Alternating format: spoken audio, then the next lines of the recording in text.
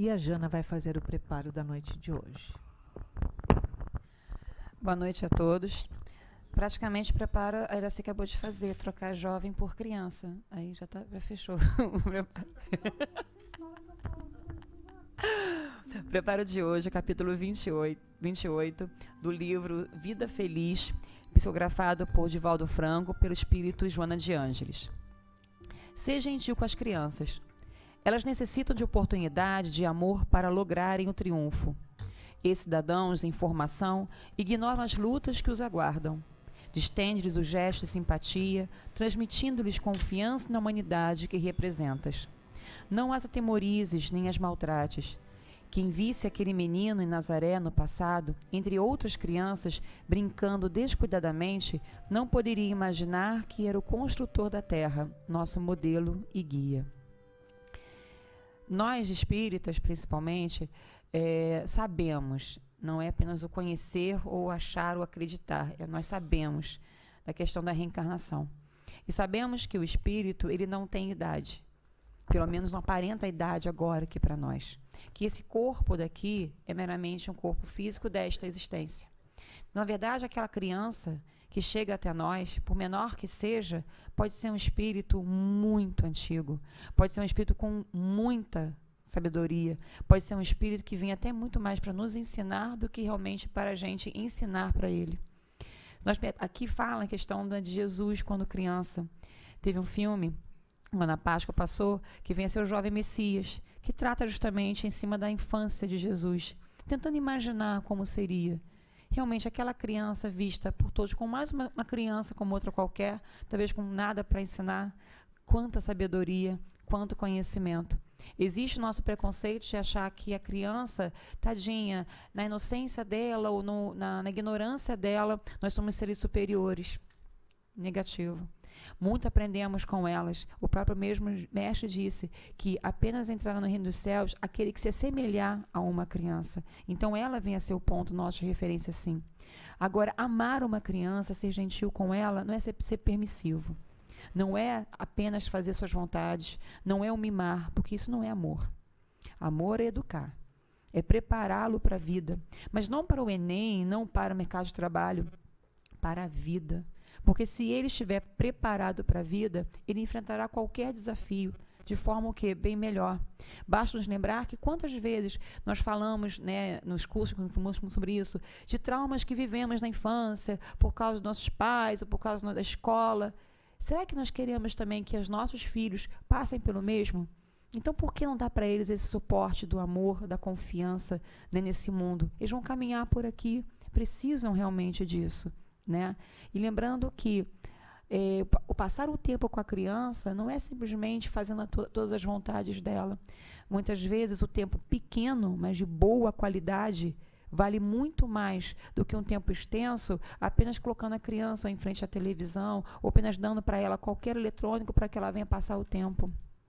É a paciência, é o amor, é o carinho. Lembramos-nos que, quando nós amamos tanto uma pessoa, gostaríamos tanto de ficar ao lado dela e também ela gosta de ficar ao nosso lado. Então, por que também não fazer isso com a criança? Ao invés de perdermos a paciência porque estamos cansados, perdemos a paciência porque, na verdade, aquela criança não vai corresponder à complexidade do que eu quero falar. Confiemos, elas têm muito mais a ensinar a nós do que nós a elas. Uma boa palestra a todos.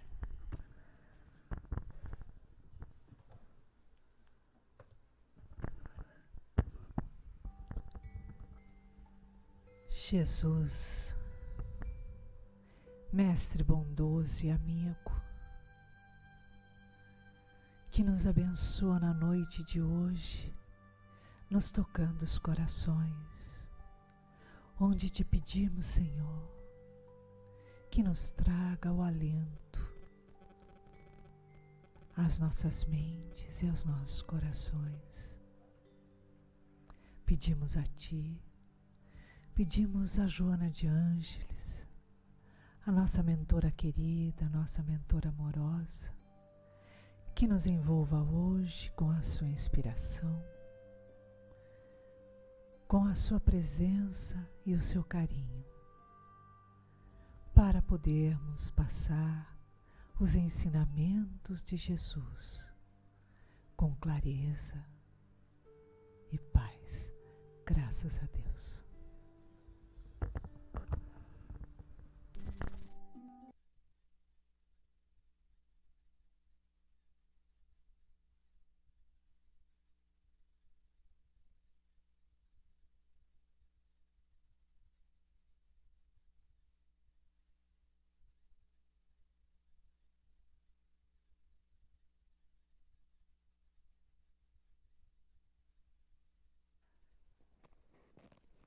Foi? Com som? Boa noite, gente. Aqui é a Luísa Maria. Muito prazer a todos. Tá?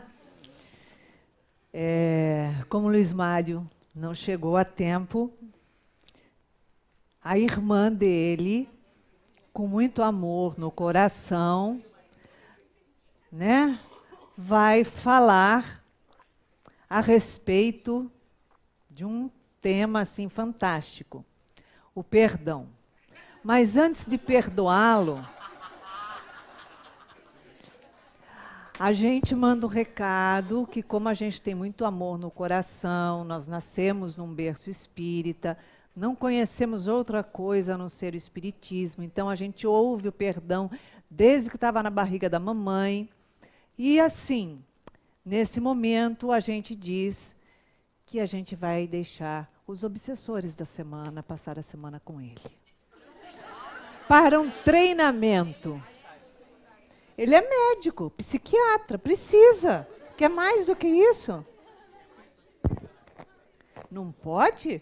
Olha, quer vir fazer a palestra? Já mudou de ideia rápido? Não sei por quê. Pois é. É muito rápido mudar de ideia, tá vendo só? Tudo é uma questão de ótica, né? Então, é isso. O Luiz Mário tinha que falar hoje do perdão, tá? Então, vamos lá.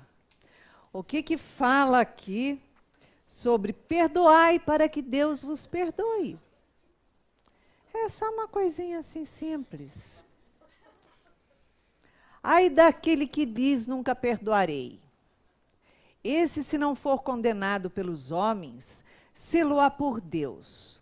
Com que direito reclamaria ele o perdão de suas próprias faltas, se não perdoa as dos outros? Jesus nos ensina que a misericórdia não deve ter limites, quando diz que cada um perdoe o seu irmão, não 7 vezes, mas 70 vezes 7 vezes. Olha só. Tem 9 anos que eu estou contando os perdões que eu dei para o Luiz Mário já. Já passaram dos 70 vezes. Mas o que queria Jesus dizer com os 70 vezes? Não 70 vezes, não 7 vezes, não. E quer dizer que nós devemos perdoar sempre. Quem que sai ganhando com o perdão? Não é a pessoa que foi perdoada. Somos nós que perdoamos. Gi, faz favor. Somos nós que perdoamos e não a pessoa que é perdoada. Porque nós nos libertamos daquela pessoa. Nós que nos libertamos dela. Toda vez que nós temos um desajuste, toda vez que nós temos uma rusga com um irmão, com um amigo, com qualquer pessoa, com pai, mãe, marido, esposa, filho, não interessa. Qualquer rusga, qualquer desajuste, qualquer mal-entendido, qualquer coisa que tenha gerado mágoa, através da nossa conduta, através da palavra que a gente fala de atravessado muitas vezes. Quantas vezes nós falamos alguma coisa às pessoas e nós não percebemos, mas fomos extremamente grosseiros. E o outro lado se magoou. se magoou profundamente, mas a pessoa às vezes nem sequer percebeu, porque estava tão envolvida na sua perturbação, nos seus desajustes mentais, nos seus desajustes angustiantes, nos seus tormentos diários, que não percebeu. E o outro mantém-se magoado. E leva muitas vezes essa mágoa por anos. Ah, eu não falo com o meu pai tem 20 anos. Nossa, isso deve estar doendo muito para você. Ah, eu não falo com meu irmão, eu não, tá, papapá, e assim a gente vai indo. O que significa isso? E não adianta nem chegar de gravata cor-de-rosa para me agradar. Tudo bem? Não, pode sentar aqui, vem aqui, só vou concluir isso. Então, o que é que significa isso? Significa que eu me mantenho atrelado, amarrado àquela pessoa que eu não consigo perdoar. Eu não perdoo. Então, em todos os momentos da minha vida, eu vou estar enroscado com o que a pessoa faz. Cada movimento da pessoa, eu vou estar lembrando, eu vou estar me sentindo incomodada, eu vou estar sempre observando se a pessoa vai, se a pessoa volta, o que ela faz, se ela fala alguma coisa que me incomoda, que me desagrada, se ela cutuca, se ela provoca, se ela alfineta. E vou falar, nunca vou me esquecer do que essa pessoa me fez. Viu, querido? Nunca vou esquecer do que essa pessoa me fez. Eu posso perdoar, mas não esqueço. Ok, você pode perdoar, mas não esquece. Primeiro, que perdão não significa esquecer. Esquecer é problema de memória. Tá? Perdoar significa trabalhar-se interiormente. Somente isso. Trabalhar-se interiormente. E conseguir trabalhar os seus sentimentos para que aquele sentimento não te envenene. Não envenene as suas células e não te ali faça desenvolver inúmeras doenças. Inúmeras doenças. Então, o perdoar significa isso, não significa esquecer, significa trabalhar. Quando eu perdoo a pessoa pode ter me feito a coisa mais horrível que for. Ter ou não consciência. Mas quando eu perdoo aquela pessoa do que ela fez, eu me desligo de todos os atavismos que me prendem a ela através do negativismo, através da dor. Eu sigo o meu caminho. E se eu chegar e pedir perdão à pessoa, falar, olha, né, a pessoa que perdoa fala assim, olha, eu queria te pedir perdão, né, pelo que eu fiz. Se o outro falar que perdoa e perdoar verdadeiramente, ótimo para os dois. Se o outro que fez não perdoar, ou melhor, a pessoa que recebeu, né, o desajuste, não perdoar, problema é dela. Porque se eu errei, reconheci, fui lá e pedi perdão, eu vou fazer o quê? Um movimento de mudança na minha vida. Porque o amor e a caridade cobrem uma multidão de pecados. Então, aí é que está o ajuste. Eu vou seguir a minha vida e vou seguir fazendo o bem ao próximo. E aquele que não perdoou ou não aceitou o perdão é um problema dele, porque ele vai ter que, em algum momento, se ajustar com as leis divinas, que é de perdão. Eu te perdoo, tá? Obrigado. Ele veio de camisa rosa e gravata rosa só para agradar, porque sabia que ia chegar atrasado. Tá? É esse? Porque esse ele não gosta. Tudo bem, se ele ligasse, ficava bom? O outro, Duda? Foi? Eu sabia que era sobre perdão, então estava tudo bem. É óbvio, né? Porque, em verdade, foi tudo calculado para saber se ela era verdadeiramente uma cristã.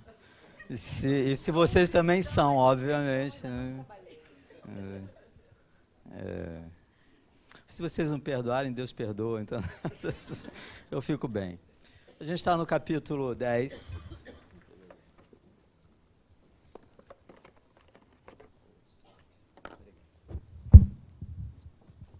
Capítulo 10 do Evangelho segundo o Espiritismo.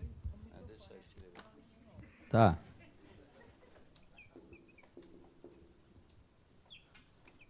Que é um estudo sistematizado da doutrina espírita, né? E o capítulo chama-se Bem-aventurados os misericordiosos. Por quê?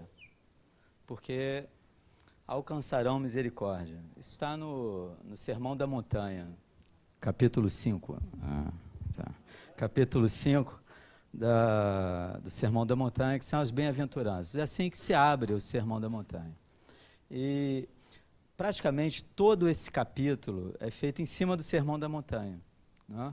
Todas as passagens do Evangelho que Kardec compilou para construir esse capítulo, que falará sobre o perdão, que é um tema central dentro do cristianismo, através dos séculos, ele extraiu de Mateus, não só do Sermão da Montanha, mas quase tudo. Só tem uma passagem que a gente encontra em João, que ele vai narrar nesse capítulo sobre a adúltera, né, que Jesus, as pessoas querem apedrejar aquela mulher, querem matá-la, né, segundo a lei mosaica, que não seria um crime da sociedade, mas a sociedade estaria punindo aquela mulher, né, por ela ter cometido uma infração, né, punível com a morte. Então, ela teria dormido com outro homem, sendo casada, e ela deveria morrer. E ela morreria, se não há intervenção de Jesus, sublime dele. Né? E a gente tem que entender o que significa isso para aquela sociedade, né? Porque é um rompimento com um ethos judaico, onde a mulher é propriedade e ela não poderia fazer aquilo. E realmente ela iria morrer. E Jesus, no entanto, a salva de uma forma brilhante, não dizendo que eles não poderiam fazer aquilo, porque ele nunca iria contra a lei mosaica, ele não seria acusado disso, eles queriam pegar Jesus também. Né? Por outro lado, ele lembra as pessoas, né? Quem estiver sem erros, né? Atire a primeira pedra, né? Sem hamartias, em grego, como a gente encontra no Evangelho. Né? Então, quando a gente pensa em perdão, isso se liga necessariamente à ideia de que, se alguém tem que perdoar alguma coisa, se há necessidade de perdão, é porque existiu o quê em algum momento? Um erro, uma transgressão, um erro. Né? Em grego é hamartia.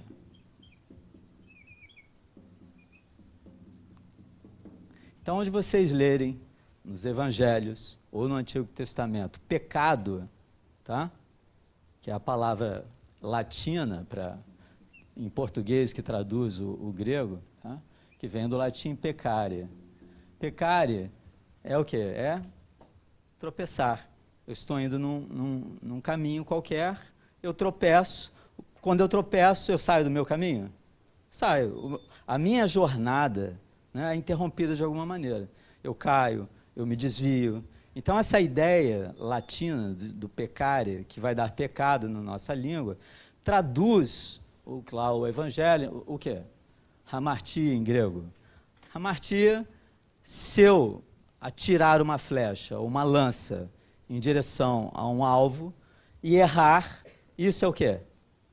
Hamartia. Então, hamartia, o conceito no Evangelho de erro, de pecado, que a gente lê como uma coisa pesada, que vai nos levar para uma situação de grande aflição e dor, normalmente assim que nos passam, para o Evangelho significa simplesmente o quê?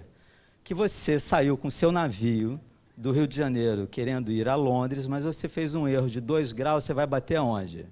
Na África. Um erro pequeno aqui pode levar você para um outro lugar. Isso é a matemática do caos também, né? Pequenas alterações podem produzir o quê? Grandes resultados, tá certo? Uma borboleta bate a sua asa lá na China e provoca um maremoto lá nos Estados Unidos. Dadas as circunstâncias adequadas, as condições adequadas, pode acontecer? Pode. Né? Isso é matematicamente... Então, tem toda uma teoria, né, do caos, né, que mostra isso. O nosso cérebro, em verdade, ele segue essa matemática. E isso também nos traz um alento muito grande. Se um pequeno erro meu pode produzir uma consequência eventualmente grande, por isso que a gente tem que ser muito atento e vigilante. Por outro lado, quando nós nos transformamos, mesmo que de pequena monta, seja uma pequena transformação, no momento certo, na situação adequada, isso pode gerar grandes resultados favoráveis para a gente? Essa é a grande vantagem. Não é? E parece que Jesus tem essa visão, não é? Porque é o que ele nos dá nos evangelhos. Então, doravante, quando vocês lerem a palavra pecado nos evangelhos, erro, significa o quê? Que o indivíduo errou o alvo. Então, qual é o alvo? Qual é o alvo existencial? O que nos traz a este mundo? Nós viemos aqui para errar ou para acertar? Mas é natural que nós cometamos erros? Vocês acham natural? Quem acha que é natural errar? É absolutamente natural. Os programas de inteligência artificial são fantásticos. Hoje nós criamos organismos virtuais, ou então robôs, né? E a gente cria redes neurais para produzir inteligência artificial. Daqui a algum tempo nós teremos, né, como esses filmes, isso já não é mais tanto ficção assim, certo? Mas a gente sabe que os modelos, né, de organismos virtuais ou robôs, a gente tem que oferecer essa inteligência, né, programações para esses indivíduos, seja dentro do computador, dentro de um ambiente qualquer, eles vão viver, eles vão sobreviver.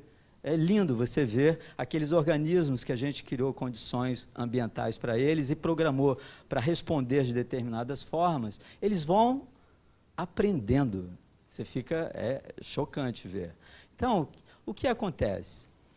Quando a gente coloca isso nos gráficos, tá? Um organismo que aprende só com acerto, né, a taxa de aprendizagem dele é mais ou menos essa daqui. Quando você... né, ensina ou permite que aquele organismo aprenda com acerto e erro, a taxa de aprendizagem dele é assim. Então, eu não vou dizer que errar é coisa boa, mas eu vou dizer uma coisa para vocês. Não fiquem muito preocupados com seus erros, se esses erros geram para você o quê? Aprendizagem, tá certo? Tanto é que no final desse encontro de Jesus com a adúltera, né, quando ele fala célebres palavras para as pessoas que querem matá-la, todas estão com pedras pesadas nas mãos, ele fala, quem estiver sem hamartias, atire a primeira pedra.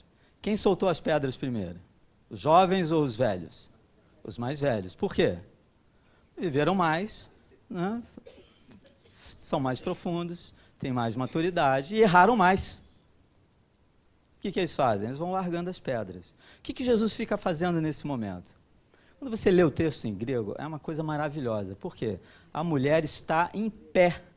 Jesus, é mais ou menos 6 e pouco da manhã, e Jesus já está no templo.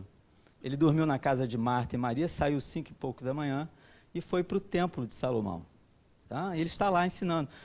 Aquele chão maravilhoso de mármore, com poeira, né? Jesus está ensinando as pessoas. Quando levam a mulher, a multidão leva a mulher para matá-la e querem saber dele. No fundo, eles querem saber se Jesus vai romper com a lei mosaica ou se ele vai salvar a mulher.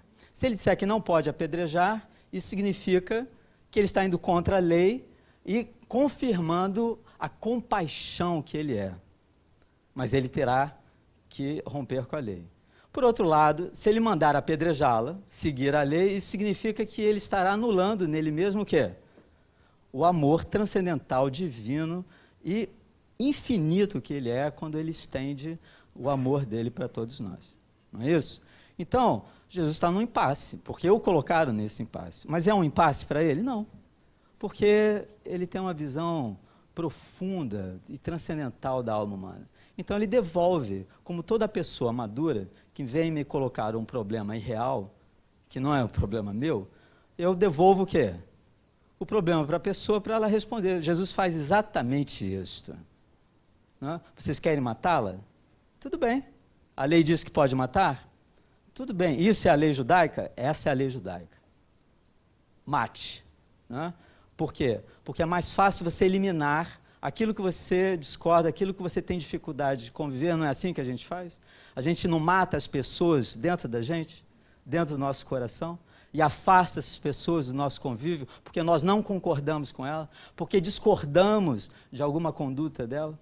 Nós fazemos essas coisas. Hoje nós atiramos as nossas pedras, né, os nossos petardos mentais, dos nossos preconceitos, do nosso ódio, da nossa incompreensão, da nossa intolerância, e esmagamos e pulverizamos as pessoas que de alguma forma nos afrontam os nossos valores, e isto não é cristão. E Jesus, né, então ele dá esse passo fantástico. Sem romper com a lei, ele mostra para as pessoas que a lei existe para que as pessoas descubram algo sobre si mesmas. E ele diz para elas, né, atire a primeira pedra. Ninguém atirou. Então a mulher, em verdade, se vocês pensarem na cena, que é o que se descreve no Evangelho de João, ela está no meio, entre a turba, que quer assassiná-la, executá-la, e Jesus, os discípulos eles sentados ali, Jesus está sentado, à moda oriental, né, e ele não fala mais nada. Ele se inclina para o chão e ele começa, catagrafém, ele começa a escrever alguma coisa no chão.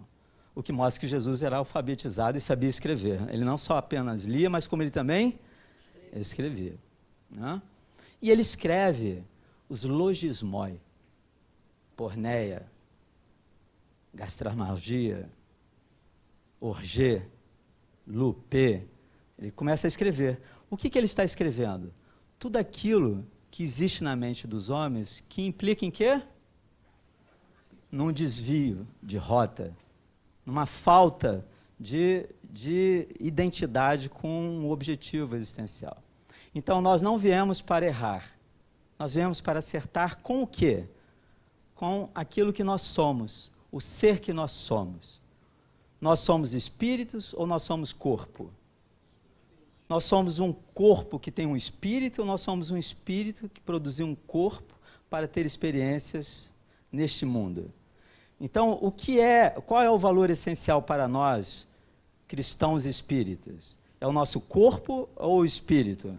É o espírito. Então, o objetivo existencial, o objetivo de você se corporificar neste mundo é encontrar um caminho que te leve à presença, a um contato, a uma relação com o sagrado e com o espírito que você é. Então, Jesus, ele não baseia, a visão dele não é uma visão baseada na lei. Por isso que Paulo, nas cartas dele, rompe com a lei para afirmar aquilo que Jesus afirmava. O que Jesus afirmava? Ágape. Então, a base da doutrina de Jesus é o quê? Amor.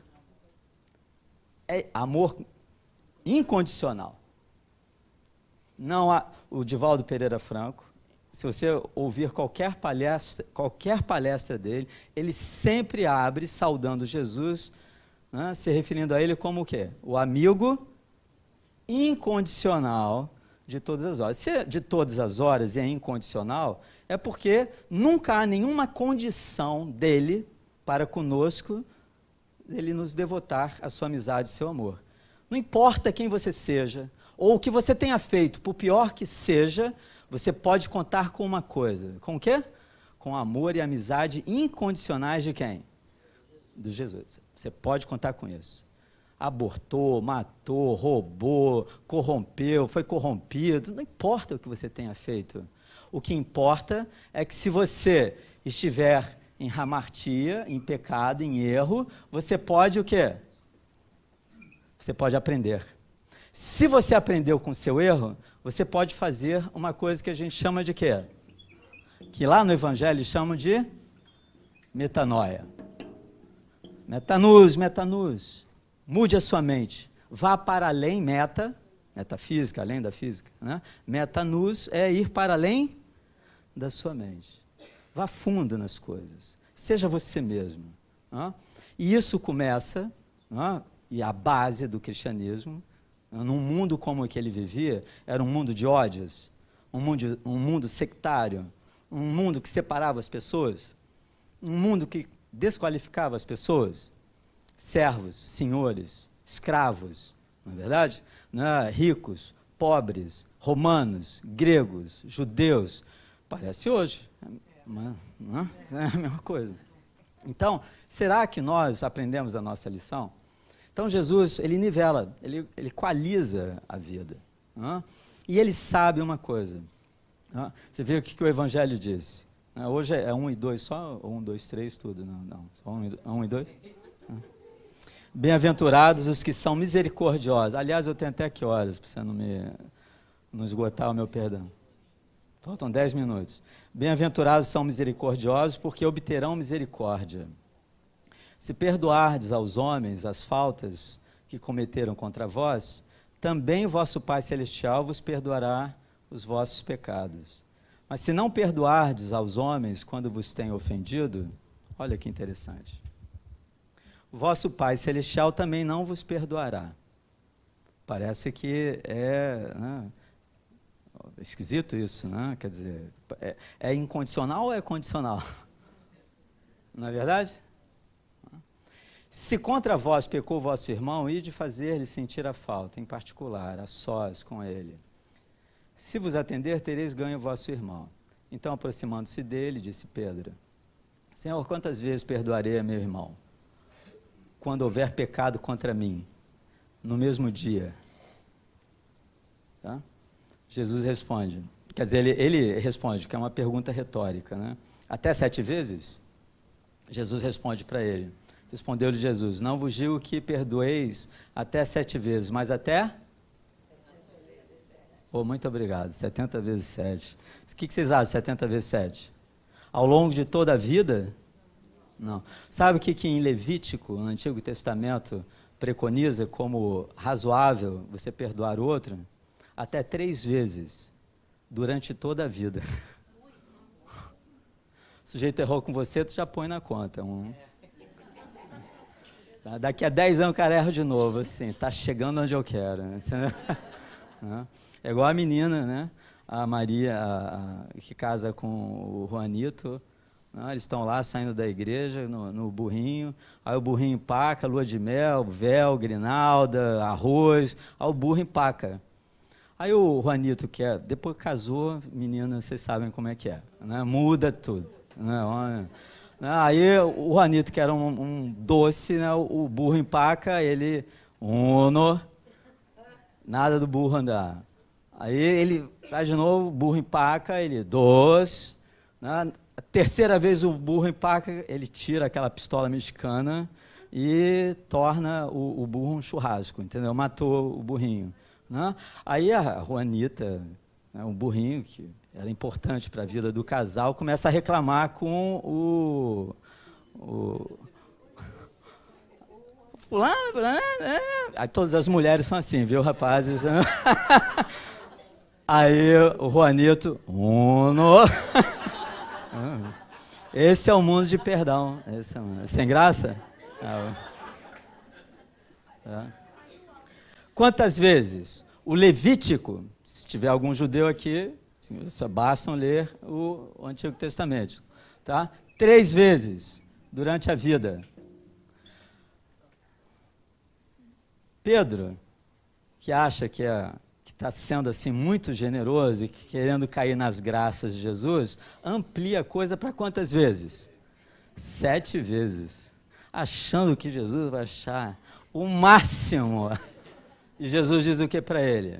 Pedro, 7 vezes não. 490 vezes no mesmo dia. Tem alguém, uma maquininha? Divida aí 490 por 24. Ou então por quantos minutos? 490 vezes por dia, vai dar um perdão a cada minuto, praticamente. Tá certo? Isso significa o quê? Que você... 20 vezes por hora. Né? Divide aí. Quanto... Então, imagina a sua sogra, a sua esposa, o seu marido, o seu cachorro, o vizinho, o síndico, o seu chefe, né? Perturbando a sua existência e você perdoando o cara 20 vezes por dia. Seu marido trocando o canal 20 vezes, você querendo ver a novela. E você descobre nesse momento se você é cristã ou se você não é cristão. Né? Porque é uma questão de identidade para o homem ter o controle remoto na mão. Entendeu? Ele é mais homem com o controle remoto na mão, controlando também a televisão. Mas as mulheres que estão em processo acelerado de santificação, elas perdoam, elas assim, espero que ele pegue. Porque se ele pegar, eu vou descobrir se eu sou capaz de perdoar 20 vezes por hora. Se você for capaz de 20 vezes por hora, é porque você é capaz de fazer isso o quê? No fundo, não dá para você ficar contando 1, 2, 3, 4. Dá para fazer isso 3 vezes na vida, 7 vezes na vida, mas não dá para fazer 490 vezes no mesmo dia. O que Jesus está ensinando é o quê? Inofendibilidade. Inofendibilidade.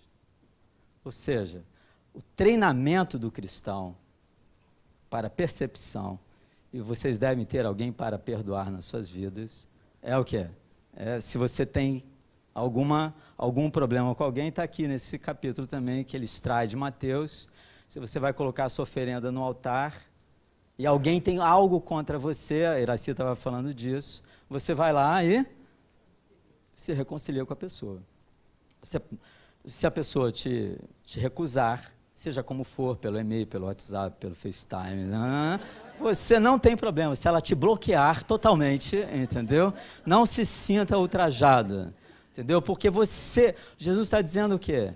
Porque a pessoa pode não te perdoar porque ela está perdida, porque ela também está em hamartia, mas você não está mais. Não é? Então, sua oferenda a Deus, não é?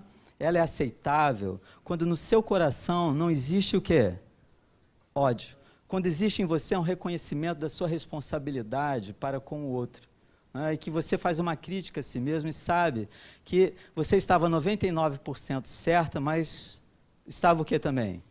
1% em hamartia. Aí você reconhece que você contribuiu 1% para que aquela situação acontecesse. 0,5%, 0,0001%. Tudo bem. O que você faz? Você, olha, eu queria me reconciliar com você, eu quero estar bem com você. Não, eu não quero nada com você. Entendeu? Você não foi no meu churrasco, graças a Deus. Entendeu? Então... mas você ama a pessoa. Ela recusou você, essa é uma questão de quem? É uma questão dela, é um problema dela, é uma limitação dela. Ela vai ter que viver o momento dela. Mas você está livre. Por isso que a palavra grega para perdão vou escrever em português, na nossa língua, aphiemi. Aphiemi, em grego, significa o quê? É traduzido como perdonare. Perdonare em latim é o quê? É donare é o quê? É doar alguma coisa. É o quê? Totalmente. Então não tem essa história de você perdoar, tem 5 minutos. Perdão. Eu vou ter que interromper daqui a pouco. Perdonare, então, significa o quê? Uma doação total, completa. Não tem essa coisa de, porque você só vai esquecer se você tiver amnésia, bater com a cabeça, entendeu? Você demenciar, então não é isso. Porque esquecer, né, de algumas coisas é lembrar de uma maneira diferente, tá certo? É lembrar com amor. Então você pode lembrar dos mesmos fatos com outro significado, dando um outro sentido para aquilo, porque você amadureceu. O fato continua lá, mas você é uma pessoa diferente? Então, aquela pessoa não te causa mais o quê? Aversão, repulsa. Não existe essa coisa que as pessoas dizem. Você perdoa devagar. Né? Perdoa devagar. O que significa isso? Perdoar devagar. Né? Você nunca vai chegar em primeiro lugar, né? Ela nunca vai ganhar o título do negócio, porque sempre vai ter um problema. Então, hoje você não mais atravessa a rua, né? Aí você cruza com a pessoa na mesma calçada. Aí, na outra vida, você cumprimenta a pessoa, entendeu? Na outra vida, você chama para tomar um chá, mas não dá o endereço. O carioca faz isso, né? Vai passar lá em casa, né? Entendeu? O cara está melhorando, né? Mas você não sabe quando realmente vai ter o chá, né? O chá. Então, olha, churrasco não, que eu sou vegetariano, né? Mas eu perdoo as pessoas que comem as vaquinhas, não tem nenhum problema, entendeu? Por quê? Porque o cristianismo é o quê? É amor, é você viver em compaixão com as pessoas, sem nenhum julgamento sobre o comportamento do outro.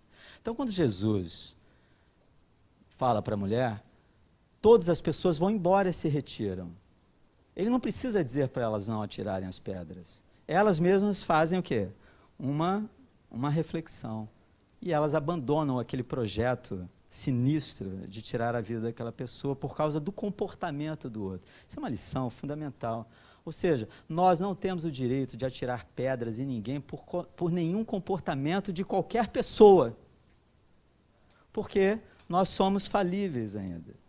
Não é isso? E ele que nunca falhou, Jesus tem pecados? Tem hamartias? Não. E ele pergunta para ela, alguém te condenou?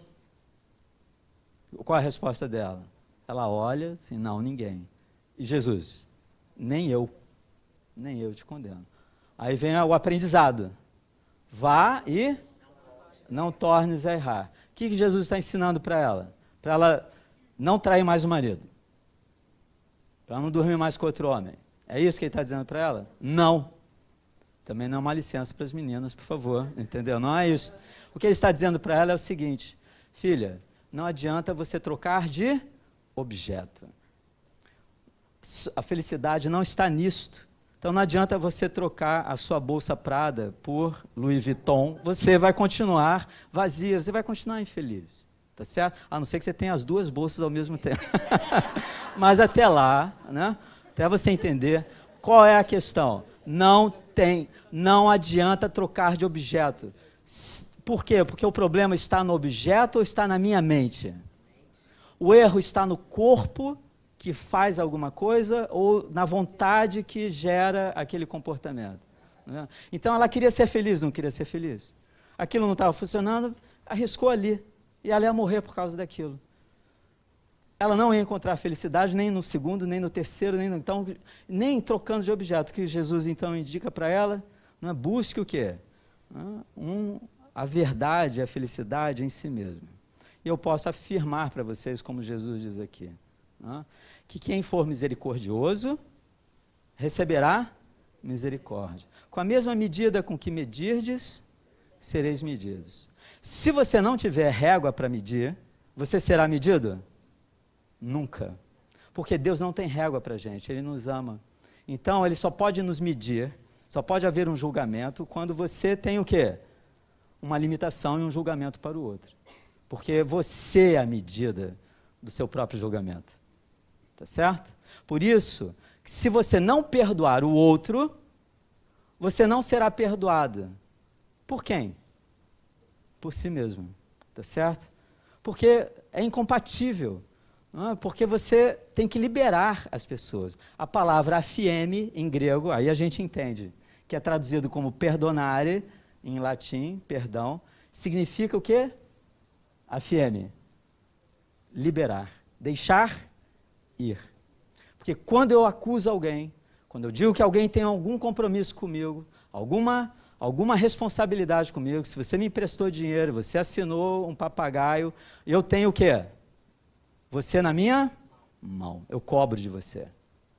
Nunca. Jesus está dizendo o quê? Nunca cobre. Sempre deixe ir. Deixe as pessoas livres, para elas viverem as suas vidas como lhes aprouver. E siga a sua vida também livre, dentro de um estado de amor e de compreensão em relação ao outro, em qualquer dimensão em que a liberdade dele o coloque. Porque se você deixar o outro livre, você sempre será o quê? Também livre. Se você perdoar o erro do outro, não é? Sempre, não é? Se você não encontrar condenação para o outro, as forças que regem a vida serão bondosas, benéficas, suaves com você e te liberarão também? Perdoe. É um exercício fantástico. Se você começar a perdoar todo mundo, além de você ficar leve, você descobre que todos os erros que existem em você vão embora. Maria de Magdala, né, ele afirma sobre ela, né, mulher, vá em paz, porque os teus pecados foram perdoados. É fantástico isso. Por quê? Porque você muito amou. Por muito amardes, os teus muitos pecados foram perdoados. Então, a saída para todos nós que cometemos erros, assim, que não nos lembramos mais ou que cometemos erros, é sempre o quê?